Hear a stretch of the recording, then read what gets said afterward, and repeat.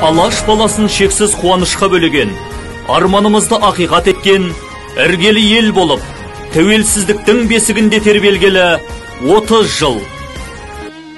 Осы жылдар бедерінде Түркістан облысы, Төле би ауданының адами әлеуетті дамыту бөліміде тағылымы мол, тамыры тереңге бойлайтын, тарихы бар білім ордасына айналып, тәуелсіздік мерекесі қарсаңында айтар сүбелі жетістіктері баршылық.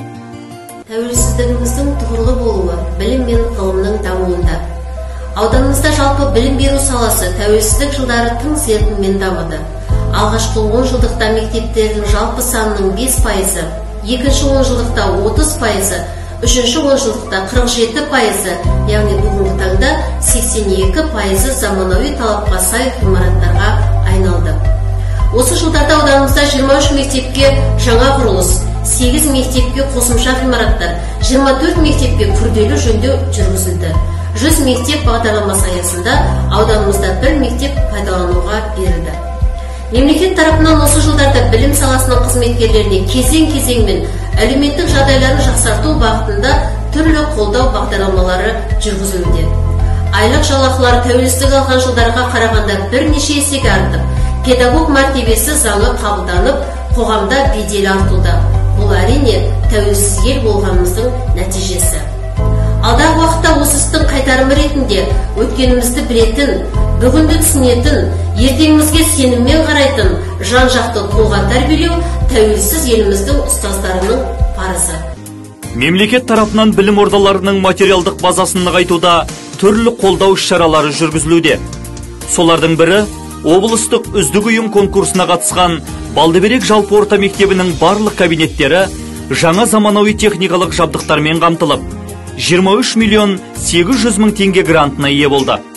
Бүгінгі білім беру жүйесіндегі жаңа бағыт «Цифрлы Қазақстан» мемлекеттік бағдарламасы шеңберінде ауданымызда білім беруді басқару жүйесі, білім алушылардың есебі мен қозғалысы, білім сапасы орталықтан автоматтандырылған жүйеде іске асырылуда.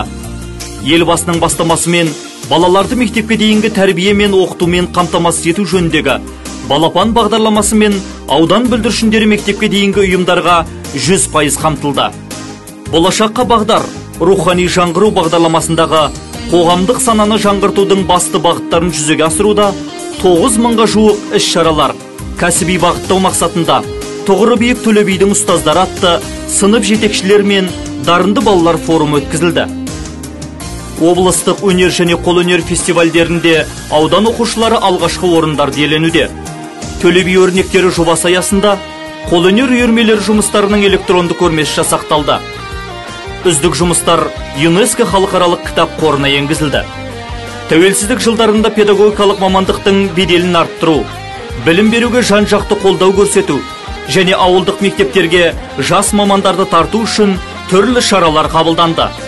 Дипломмен ауылға бағдарламасы аясында 25 педагог ауылдық мектептерге орналасып, тұрғын үймен қамтылды.